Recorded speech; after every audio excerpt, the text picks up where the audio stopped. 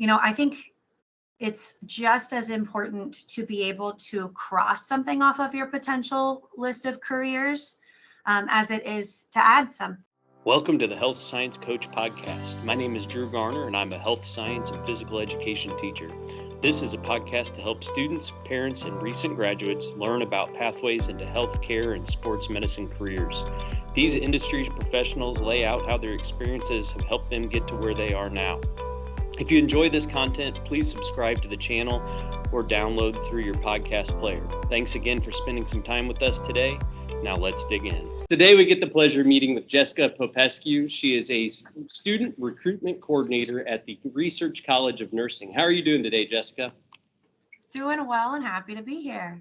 Good. Thank you for coming on and spending some time. I'm going to talk with us about your career and the college that you work for. Can you give us a little detail about what you do as a student recruitment coordinator there at Research College? Yeah, so it's kind of my job to understand the nursing profession so that I can make sure that we get individuals who are passionate about it and who want to be here, who want to do this career, who are hopefully in it for the long haul and really have a passion for helping others. So understanding that profession and understanding what it takes to get there helps me to communicate with anybody in our community. It can be high school students, it can be individuals who are already in a profession, and talk to them. If they want to be here, how can they get here and how can they succeed while they are here? Yeah, that's pretty cool. As far as your duties or just your daily experience as a research or as a student recruiter, what do you do as far as the recruiting process for students to get them into the school? So I do a lot of communication. So that can be done over every source of media possible. It's a lot of email, it's a lot of phone calls. Basically, if anybody has questions over our institution, they come to me or one other person. We're fairly small, but that's also an advantage because then we get to know you really well and can help you on a more individual level. Yeah. Yeah. So as far as getting a new student to come in, when should they start kind of talking to colleges about their programs that they have to offer, and kind of when does that recruiting process start? Yeah, honestly, the earlier the better. And so I've gone and visited as young as fourth and fifth graders, even to talk about nursing and what it is as a career. And, I think at that point in their lives, fourth and fifth graders, the majority of them probably have only experienced nurses when they've gone to the pediatrician. So we kind of talk about, how the different parts of different types of nursing that there is and what you can do with a nursing degree and what does that mean and how do you get there. And then, I think it's just as important to be able to cross something off of your potential list of careers as it is to add something. So if you start asking, the sooner you start asking those questions as far as, is this career right for me? The sooner you can come to an answer, and the more time you can spend actively working towards that career and saving yourself some time and money in the long run. Yeah, I think that's pretty cool. Adding that part of taking a career off your list as well as adding it to your list. Somebody that says they're deathly afraid of blood, immediately they'll know that, or vomit or something like that, nursing Yeah. right field for them. So how did you get into the field of recruiting nurses? You spent 6 years or 9 years as a high school science teacher. And how did you kind of make that transition, and why did you choose to work for research as far as being a student recruiter? So research appealed to me because of how much they appreciate inclusion and equal opportunity as an institution was something that I hold near and dear to my heart. And I am truly in a position where I'm proud to promote who I work for. And I think that's the first time I've really been in a position like that. Um, they do a couple of things differently than the normal nursing school. We do a rolling admission. What that means is we don't compare you against everybody who applies for nursing school and then take, the top 100. As individuals apply, if they meet our basic requirements, they're in, which then opens the doors to some people who normally wouldn't be able to come to nursing school. We also have some programs in place that make it a lot more affordable. So nursing school, usually anywhere in our area, is going to be around $40,000, but we have scholarships in place and programs in place that can take it down to $7,000. Yeah. So it's when you have things like that, things that make sense, things that really add to our diversity is something that I really, really appreciate, because we celebrate it ourselves. We're happy to talk about it and happy to add to it. And it's so interesting to bring in so many different people and see all of their perspectives come together in the same classroom, because that's going to strengthen them individually in ways that we, don't really have a lesson plan for necessarily. It's just the environment that they're in that adds to that. Yeah, that's pretty cool. So you went to K-State, and how did you kind of choose K-State as your college to go to out of high school? So I was from high school, I went into college thinking I'm going to be a veterinarian. Okay. So I looked at Mizzou and K-State, and then I also looked at University of Nebraska-Lincoln because I had a really good scholarship there. I went and visited Mizzou and Nebraska, and it just wasn't for me.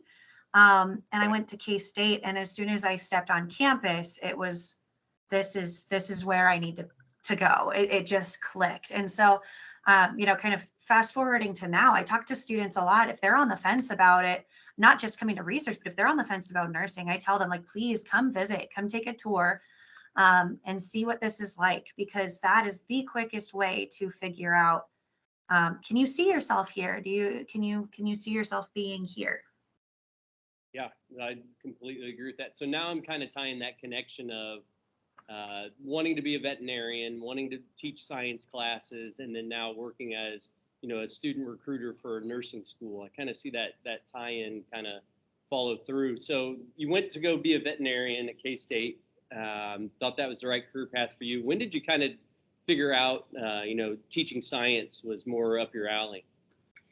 Yeah, so I had an open spot on my schedule that year, and I was a teacher's assistant for the intro biology 198. So I helped to teach biology at K-State. And the further we progressed in the semester, the more I was like, this is kind of where it's at. And what I really liked about it was talking to other people, forming relationships with people, and it started to kind of bury itself in my heart. And I am very much one who, when I get a sort of instinct or a feeling, I go for it. And so much to my parents' dismay, I switched over to teaching. Right. Which, it wasn't an easy decision. I was guaranteed into the vet school. I was part of a program where I was supposed to start like within 3 years. And I switched out, and I do not regret that at all. I learned some amazing things teaching science. Yeah. So then piggybacking off of that, teaching science, what allowed, or I guess, what did you learn while teaching science that helps you with your career now as a student recruiter? Communication, how to talk to individuals as individuals, I feel like is really important. And so, an important aspect of that is listening and paying attention to who people are, what they value, and are you truly understanding what they are trying to say? And I feel like I really honed my instincts on that, just because, working with high school students, a lot of times they aren't the most communicative, and they will react quickly versus taking the time to absorb something. And so a lot of their reactions might not accurately show how they're thinking. And so I just honestly communicating to figure out the source of, a behavior or an issue or something along those lines. And just communication is the biggest thing that I learned. And then also just, teaching scientific concepts makes you really appreciate all the connections just between life in general. I also absolutely love growing native plants and making my yard into an ecosystem. And that ties into health. And we can talk about impact on climate change. And basically, and I'm married to a veterinarian now who is also a virologist. So it's just kind of, my life has revolved around science, and it's something that I absolutely have, even though my path has changed many times, I've kind of kept that central aspect of it. Yeah, that's pretty cool. So then a little bit more about Research College. It's located in Kansas City. How many students do you guys have there? Yeah, so we're really interesting. So I'm going to back up a little bit on that question, if you don't mind, and say that Research Medical Center is it's the only hospital in the city that has a level 1 trauma center. So we get all of those, if anybody has to take a helicopter ride to a hospital, usually they're coming to us. Our nursing college is in the basement of the hospital. That's where the classrooms are.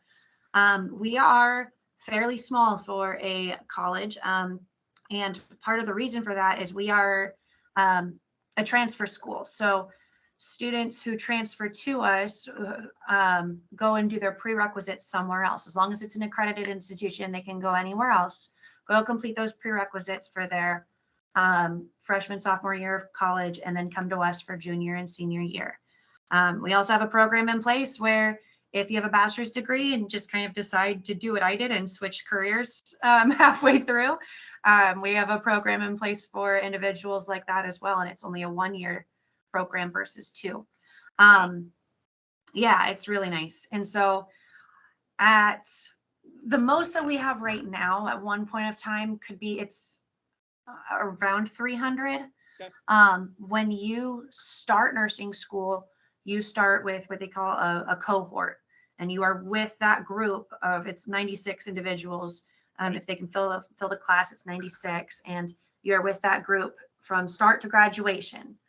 And so, if you have a big lecture, all of those 96 will be in there, which sounds like a really big class size for an undergraduate program. It's not a big class size. Right. And because you spend so much time together, you get to know your colleagues really quickly too. Yeah, I think that's pretty cool. So then with that cohort, how often do those start? Are those by trimester or by fall, spring semester? Yeah, good question. So we are in the process of doubling our class size. So we have the 1-year program. We call it's an accelerated Bachelor's of Science in Nursing, ABSN. We have one program that starts in January, and then they end in December, and they'll graduate. And then we have another program that for the first time this spring is going to start in May, and then they'll graduate the following May of 24. For the transfer program, right now we have one start date, and that's in August, and it kind of runs like your normal school year. It starts in August, and then you get summers off, and you'll graduate 2 years that following May. And then we're hoping to put in place another transfer option in the next couple of years. Okay. So then with those transfer students coming in, where do you typically see them coming from? Like KCK, CC, Kansas City, Kansas Community College, Johnson County Community College, anywhere with like a pre-nursing program or a associates of nursing? We get a lot from MCC, Metro Community College here in Kansas City and surrounding area. We get quite a few from Johnson County Community College, Kansas City, Kansas Community College, KU. I've been talking to some from K-State, Missouri State, Mizzou, University of Central Missouri.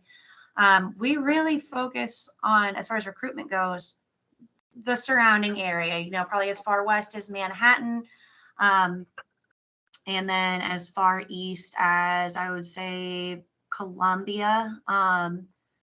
And that's our region. And we have people who come from outside of there. We're just not actively recruiting outside of there. Yeah. So kind of looking at that student that you're looking for, you mentioned earlier, as long as they meet the requirements coming in from their program, their transfer program, what does the ideal student kind of look like? Um, I think the biggest thing is somebody that has passion about the nursing profession, so Right. much so that they've looked into it, right? They understand, I know I need to take these steps, or I understand some of the steps I might need to take. And, but how do I go about doing that? Maybe they've done a little bit of research before they've come to us. Um, and not being afraid to ask those questions, to come visit us, and see what it looks like. Um, Somebody who wants to get involved as soon as they can, who's excited about it. I think that's the ideal candidate right there. I won't lie and say, like, grades are important, as far as, we really look for some to get in. You have to have a 3.0, but they aren't.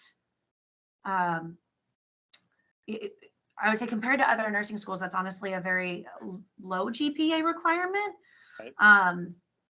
because we understand that's not the only thing that makes a valuable nurse. Yeah. So what are some of those soft skills or kind of hard skills that high school students could start practicing while they're, looking for just general jobs, or other skills from class they could learn that would help them when they get into nursing school?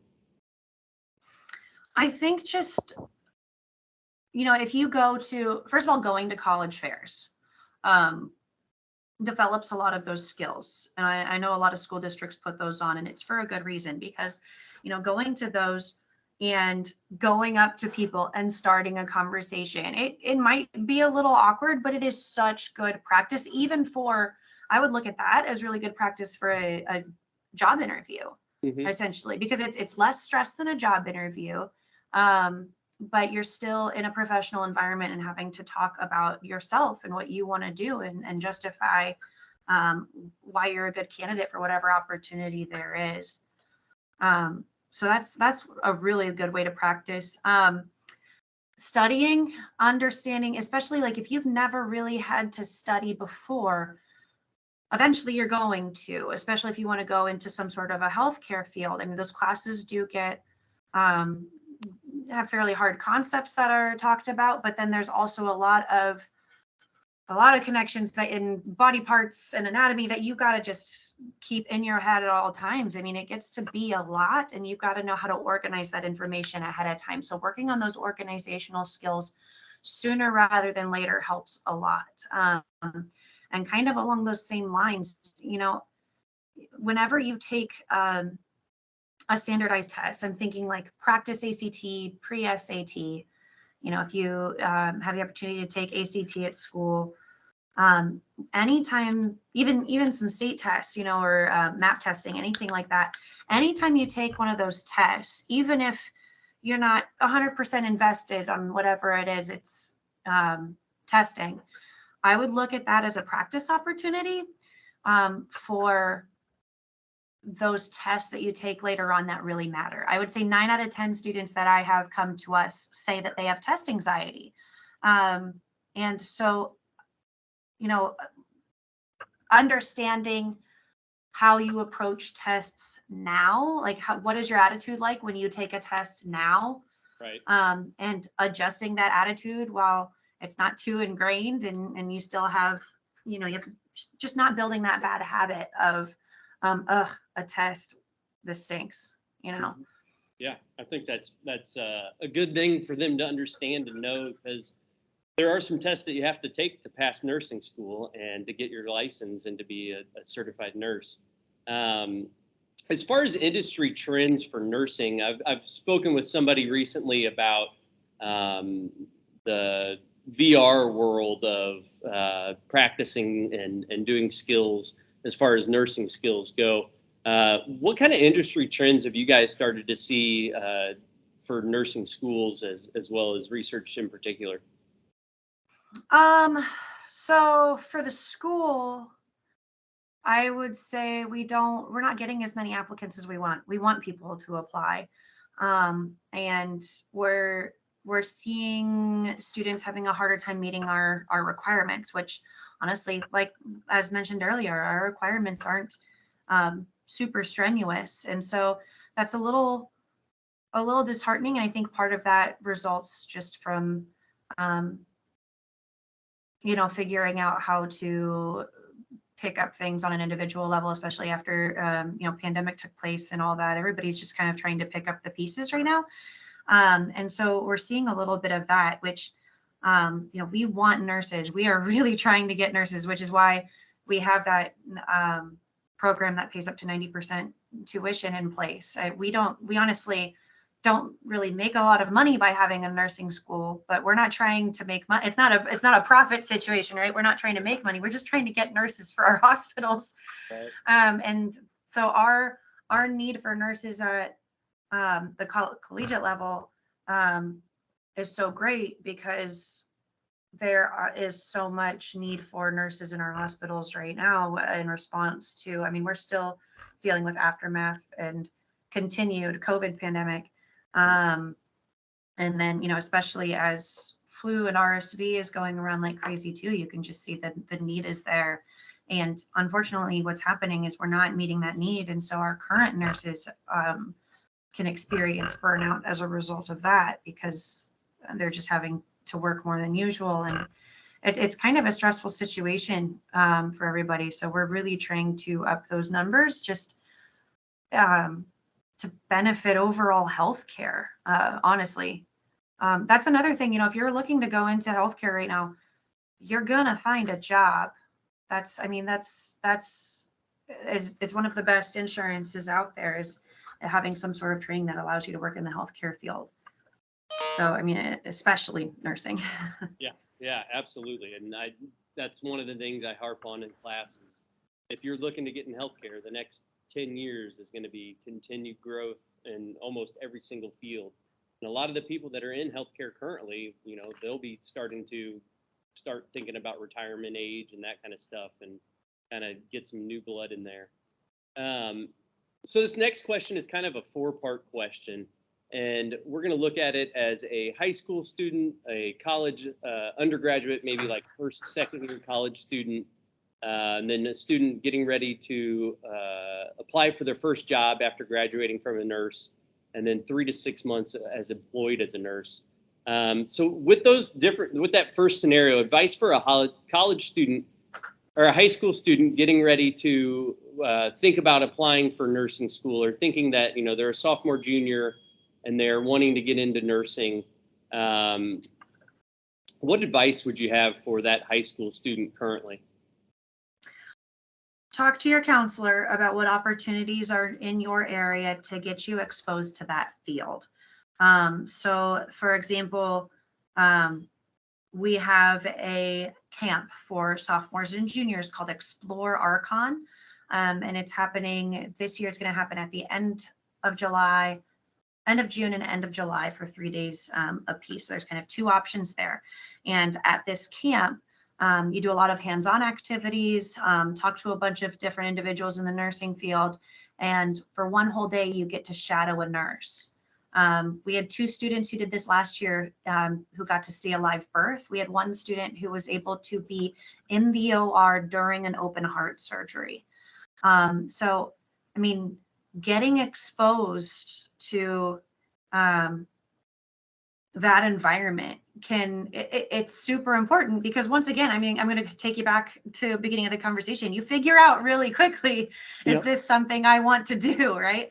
And not only that, but also like you see exactly what that job entails, because it's real easy to talk about here's what nurses do. You can list things for hours, but seeing is really believing in this case and being in that environment, and you really understand what's at stake and why it's so important. And a big part of that is that relationship that nurses have with the patients. I think that's something that's really undersold. That's a huge part of the job. And I straight up tell some of the students I talk to, if you really don't like people, you probably shouldn't be a nurse because you're working with people every day. Yeah. I mean, that's one of the biggest things.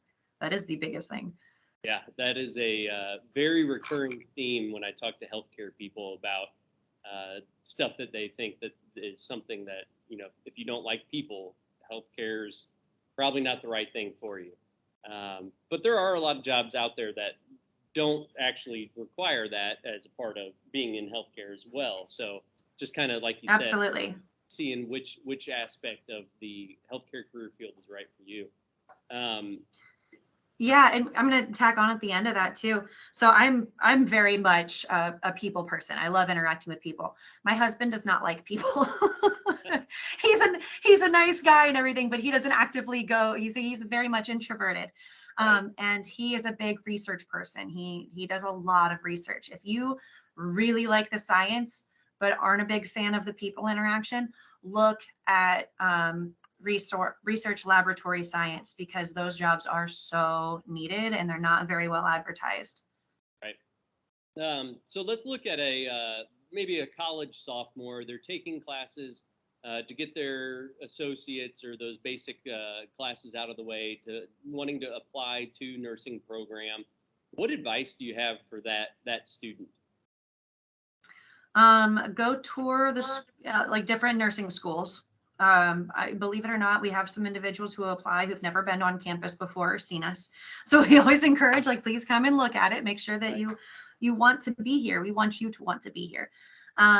And I would get in touch with admissions and ask them to do a transcript evaluation.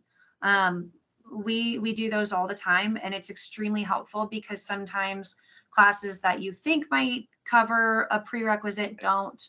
And so it's, we can catch those before it's too late to change anything. And we'll save you a lot of money, essentially, is what we can do there. And then, so going into that a little bit, is there somewhere online that students can find the classes that transfer in, or any information like that? Yeah, so I can send you a link for that. Okay. But we have our prerequisites on our website for our TBSM program. So we look for 60 credit hours, and then we really look at those math and science grades. So college algebra, statistics are the two math ones we require. Anatomy, physiology, microbiology, and chemistry. And intro to psychology and developmental psychology are the big sciences that we require. And so we want straight C's and above, but we really want to see some good grades in those science classes. Right. Yeah, that makes a lot of sense. And then kind of going up a level to that student that's at research, getting ready to graduate, maybe in the spring, could be the fall or spring semester. What advice do you have for them when they're starting to get out into the career path and look towards finding that first job?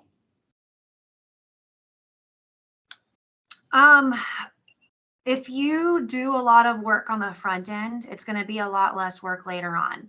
So what I mean by that is anytime you have the opportunity to form a relationship with somebody who has experience in the profession, somebody that, building those mentor relationships, just, if somebody offers you an opportunity to volunteer, to shadow, to be a part of a program, try and say yes to as many of those as you can without getting burnt out. Obviously, there's an aspect that you need to take care of yourself too.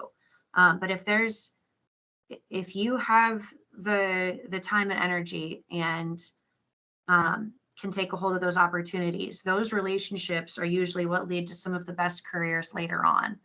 And so I can speak on behalf of Research College of Nursing. We do a really good job with that, with our DEUs. So our clinicals are called DEUs, designated education units. Thank you.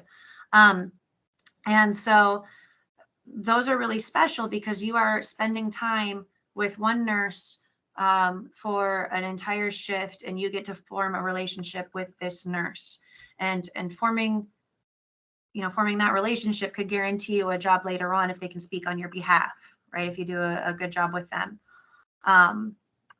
And so I would say majority of usually 100% of our graduates have jobs before graduating, like close to 100%, because of those relationships that are formed early on.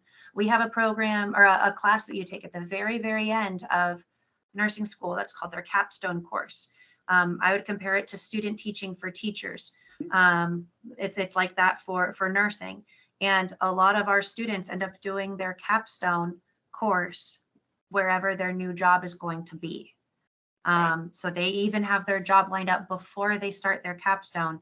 Then their capstone acts as an orientation to their job so that by the time they graduate, as long as they pass the NCLEX test, then they can start right away as a nurse.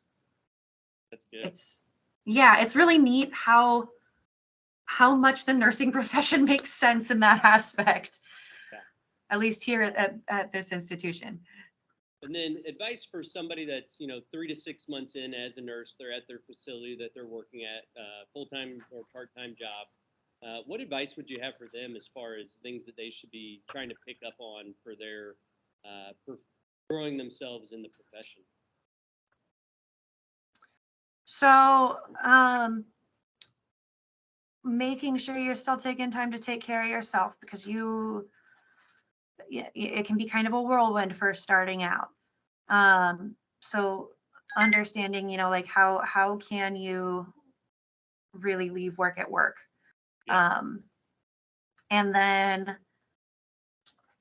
constantly ask questions. I mean, just always ask, especially in nursing healthcare. It's so important to continue to do that, even if you feel like you're being a burden, just honestly because of the safety aspect behind it. If you don't 100% understand what you're doing or why, make sure you always ask for clarification, because I mean, it's going to be huge exponential growth as you put into practice all the things you've learned in the previous years. And so you want to make sure that you understand that you are new and you are learning, and that you need to ask questions, and don't just assume that you have it all down packed. Yeah. So kind of looking back at your career path, if you could go back and change something from high school from getting into your profession, stuff like that, is there anything that you would consider doing differently? I don't think so. And I know that's a little unconventional, but like I'm really glad that I was pre-vet to start out, because that got me to K-State. I enjoyed my time at K-State. And that also allowed me to meet my husband. And so that worked out pretty well. Yeah. I'm really glad that I taught for as long as I did, because I made some amazing connections. I still talk to my past students. I made some lifelong friends who are still teaching. And I feel like it overall made me a better person as well, just because you have to prioritize tremendously when you're a teacher, between your own family and your students and yourself. And just it's a very emotionally strenuous job that taught me a lot. And then I'm really happy that I'm here now, just because it's kind of a culmination of all my experiences up to this point brought me here. I really enjoy like where I'm working and who I'm working for, and I love promoting them, because I really believe in what they do, and that's something that's very new for me as well. And so that pride's really nice. And then I also have a 3 and a 4-year-old at home, so being able to be in a career currently where I can fairly easily balance that home life and work life has been really, really nice. So I don't think I would change a thing about it. I really like all the steps that were taken to get me to where I am now. And I think that's part of it too. Is it truly a waste of time if you learned something along the way? And I feel like that's another reason why I'm part of our program, because we have that opportunity for, if you want to change your mind later on in life, like it's always okay to change your mind. I've talked to a lot of people who are in their 40s or 50s or even 60s who are almost a little ashamed because they want to go into the nursing career, and I tell them, like, that's not first of all, we're extremely diverse in the age range too. We had 2 individuals who were over 70 who graduated our transfer program last year. It's never too late to keep chasing that. And it's just as long as you acknowledge that the time spent getting you to that wasn't a waste, it wasn't a failure if it got you to where you eventually want to be. Yeah, I think it's a nail on the head right there. As far as yourself professionally, where do you kind of see yourself going as far as, student recruitment involvement, potentially with research, 5 to 10 years down the road from now? I'd like to try my hand at doing our director of admissions job eventually. I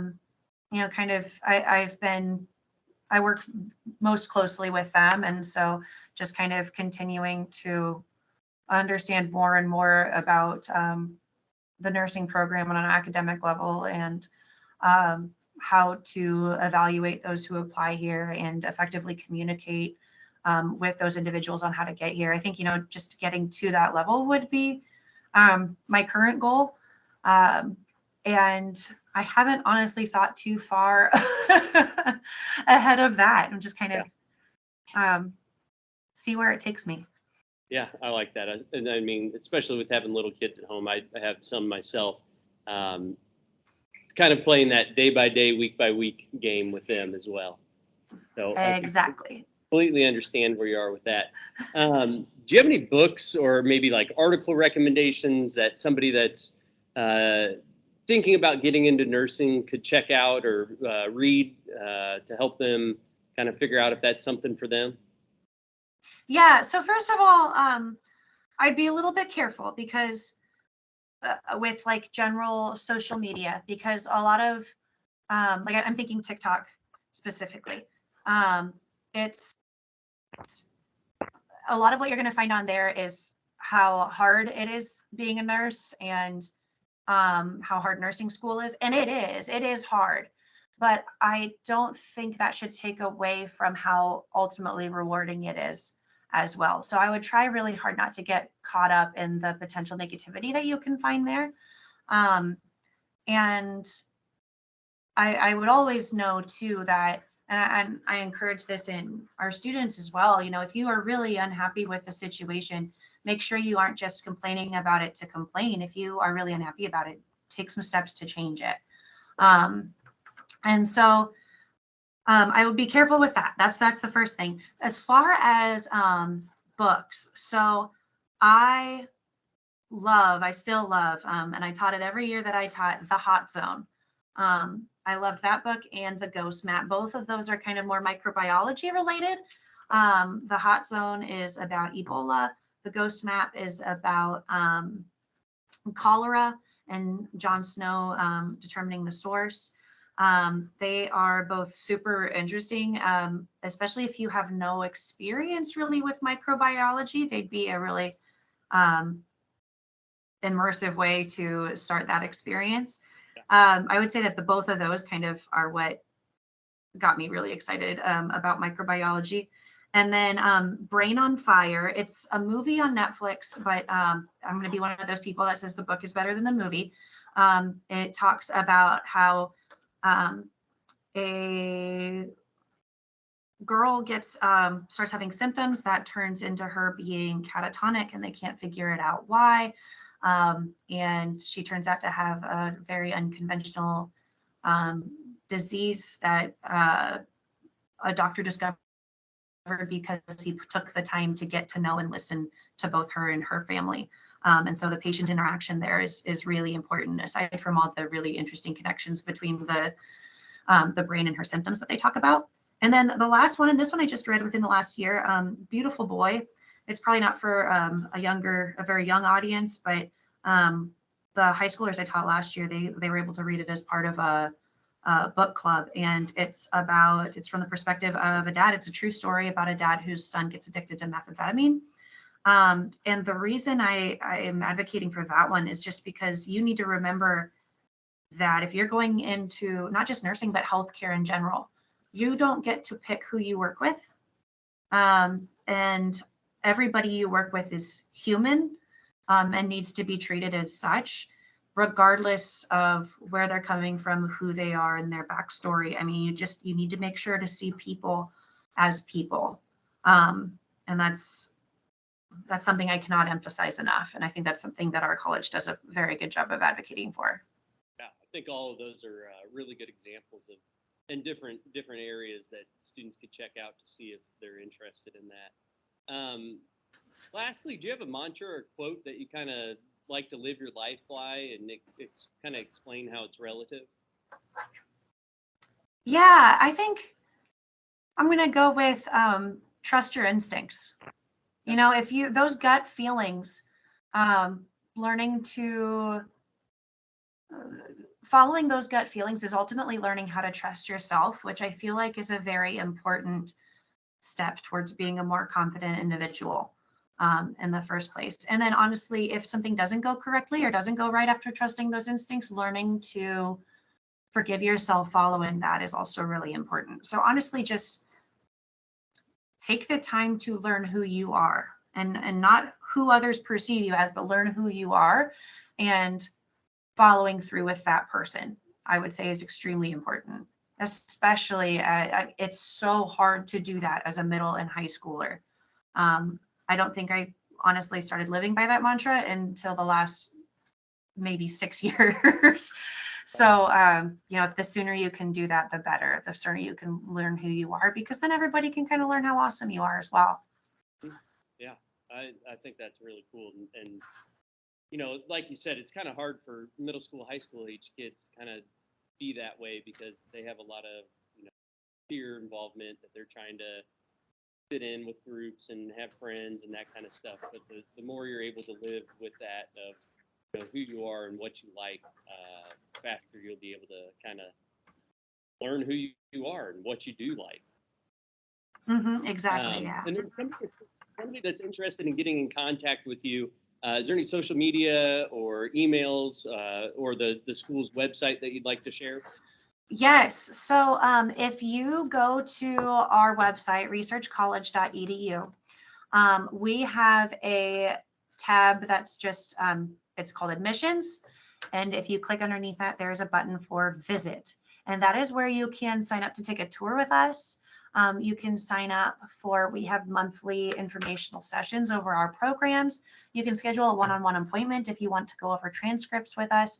If you know, science teachers, if any, or, you know, any health science teachers, any teachers who are looking to have somebody come talk to their class or organization, we do that as well. So there's a lot of opportunities there.